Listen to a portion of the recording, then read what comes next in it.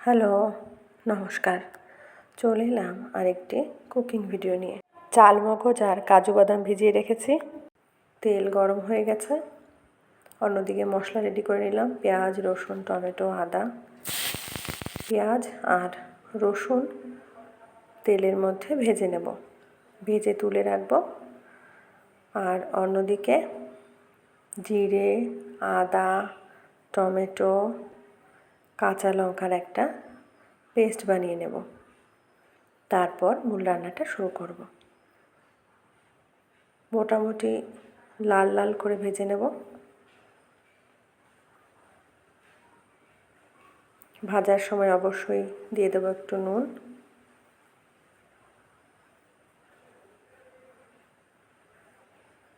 এবার মশলাগুলো বেটে নেব। এই যে জিরে বেটে নিলাম।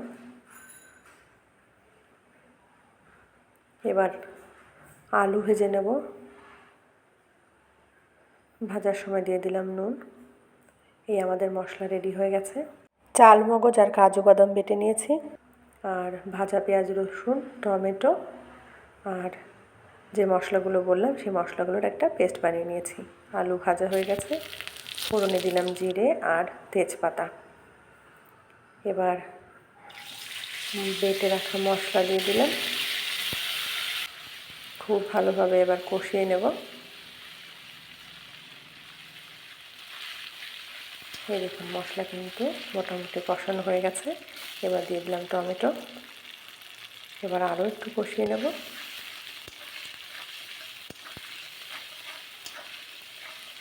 এবার দিয়ে দেব কাজু বাদাম আর চাল মগজ বাটা।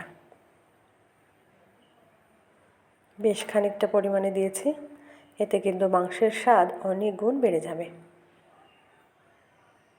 মাছের ঝোলেও এই চাল মগজ, পোস্ত, একটু কাজু বাদাম দিলে কিন্তু দারুণ খেতে হয়। মাংস কত টেস্টি হবে সেটা কিন্তু মশলা কষানোর ওপরে নির্ভর করে। এবার দিয়ে দিলাম নুন। মশলা ভালো করে কষাতে হবে এবং সেই সঙ্গে মাংসটাকেও ভালোভাবে কষাতে হবে। এবার দিলাম হলুদ। নাড়াচাড়া করতে থাকতে হবে যাতে করে কড়াইতে না লেগে যায়।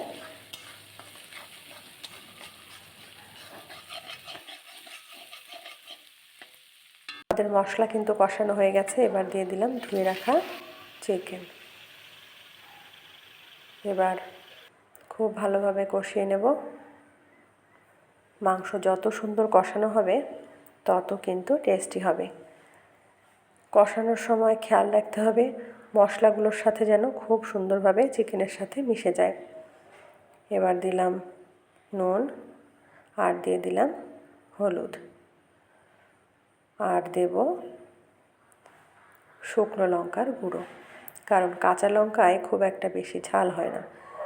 আর কাঁচা লঙ্কা দিয়ে মাংস রান্না করলে কালারটাও খুব একটা ভালো হয় না। সেই জন্য শুকনো লঙ্কার গুঁড়ো দিয়ে দিলাম। আপনারা চাইলে লঙ্কা বেটেও দিতে পারেন। শুকনো লঙ্কার গুঁড়ো দেওয়াতে কালারটা কিন্তু ভীষণ সুন্দর হবে। কথায় বলে আগে দর্শনধারী তারপর গুণ বিচারী। দেখতে যদি ভালো না হয় তাহলে কিন্তু খেতেও ভালো লাগবে না। সেই জন্য সবসময় মাথায় রাখতে হবে খাবারটা যেন টেস্টি হয়, সেই সাথে সাথে দেখতেও যেন সুন্দর হয়। এবার কিন্তু ভেজে রাখা পেঁয়াজ রসুন বেটে নেব। এই ভেজে রাখা পেঁয়াজ রসুন কিন্তু একদম রান্নার শেষে দেব। আর দেবো একটু গরম মশলার গুঁড়ো। ঝাল কিন্তু বেশি হয়নি, সেই জন্য আমি আবারও একটু কাঁচা লঙ্কা বেটে নিয়েছি। এবার দিয়ে দিলাম কাঁচা লঙ্কা বাটা। এবার আরও একটু কষিয়ে নেব।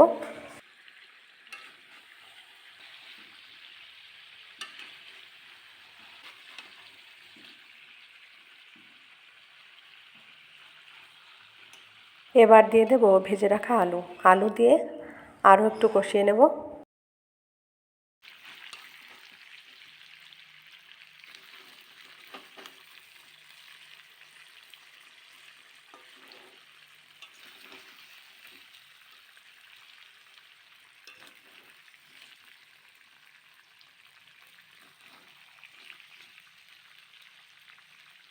খুব সুন্দরভাবে মাংস কিন্তু কষানো হয়ে গেছে। এবার দিয়ে দিলাম পরিমাণ মতো জল। এবার খুব ভালোভাবে ফুটতে দেব।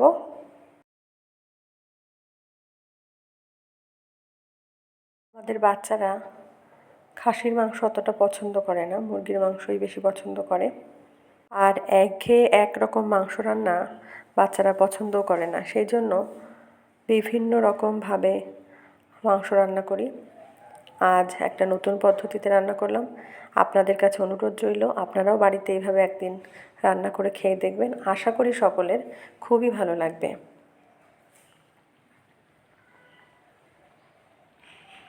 মাংসে কিন্তু জাল উঠে গেছে, দেখুন। কাঁচা লঙ্কা দেওয়াতেও কিন্তু ঝাল হয়নি, তাই আরও একটু শুকনো লঙ্কার গুঁড়ো অ্যাড করলাম আর ভেজে রাখা পেঁয়াজ রসুন অ্যাড করলাম। এবার খুব ভালোভাবে মিশিয়ে নিয়ে তারপর দিয়ে দেবো একটু গরম মশলার গুঁড়ো। গরম মশলার গুঁড়ো দিলেই কিন্তু আমাদের রান্না রেডি হয়ে যাবে।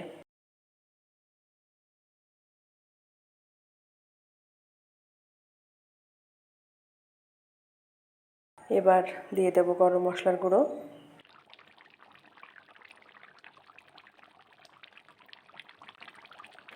আপনারা চাইলে বাটা গরম মশলার গুঁড়োও দিতে পারেন, সেক্ষেত্রে আরও একটু ভালো হবে।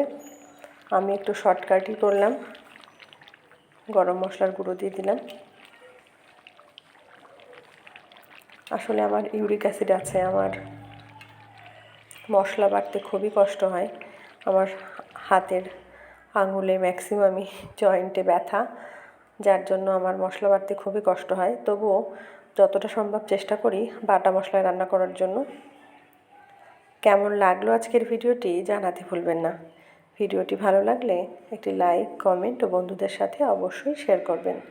আর এই রকম নিত্য নতুন ভিডিও দেখার জন্য অবশ্যই আমাকে ফলো করবেন। যারা ফেসবুক থেকে দেখছেন তারা ফলো করবেন, যারা ইউটিউব থেকে দেখছেন তারা চ্যানেলটি সাবস্ক্রাইব না করে থাকলে চ্যানেলটি সাবস্ক্রাইব করে অল নোটিফিকেশান অন করে বেল আইকন প্রেস করবেন সবার আগে নোটিফিকেশান পেতে। Thank you so much for watching.